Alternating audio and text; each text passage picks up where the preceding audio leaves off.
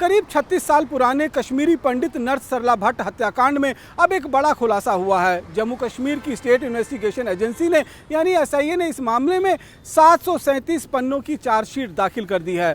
इस चार्जशीट में प्रतिबंधित संगठन जेकेएलएफ के पूर्व चेयरमैन यासीन मलिक को इस पूरी साजिश का मास्टरमाइंड बताया गया है। ये मामला साल 1990 का है। सरला भट्ट श्रीनगर के शेर Kashmir institute of medical science यानी कि स्किम्स में स्टाफ नर्स थी। जांच एजेंसियों के मुताबिक 18 अप्रैल 1990 को अस्पताल के पास से ही उनका अपहरण किया गया। उसके बाद उनको बंधक बनाकर शारीरिक रूप से प्रताड़ित किया गया और फिर गोली मारकर उनकी हत्या कर दी गई।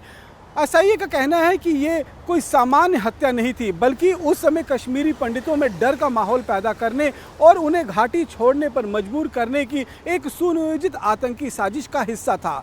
एजेंसियां अब अपनी जांच में कई पुराने गवाहों के बयान, फॉरेंसिक रिपोर्ट, बैलिस्टिक जांच और दूसरे तकनीकी सबूतों को भी शामिल किया है। चार्जशीट में यासीन मलिक के अलावा खुर्शीद अहमद तलकू, अब्दुल गनी शेख, मोहम्मद यूसुफ सोफ़ी उर्फ इद्रिस और गुलाम मोहम्मद टपलू के नाम भी शामिल किए गए हैं। इनमें से कुछ आरोपियों की मौत हो चुकी है, जबकि एक आरोपी इद्रिस पाकिस्तान अधिकृत कश्मीर में छिपे होने की बात कही जा रही है। एसआईए का कहना है कि इस पूरे मामले में दोबारा जांच के दौरान कई नए तथ्य सामने आए थे। एजेंसियों का दावा है कि 1990 के दौर में कश्मीरी पंडितों के खिलाफ हुई कई अन्य आतंकी घटनाओं की जांच में भी इससे मदद मिलने वाली है।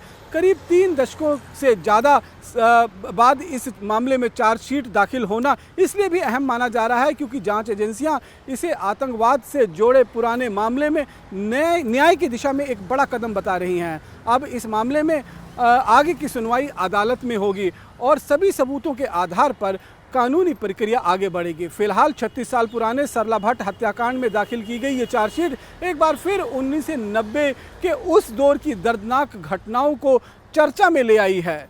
फिलहाल अब सभी की नज़रें अदालत की अगली कार्रवाई पर टिकी हुई है।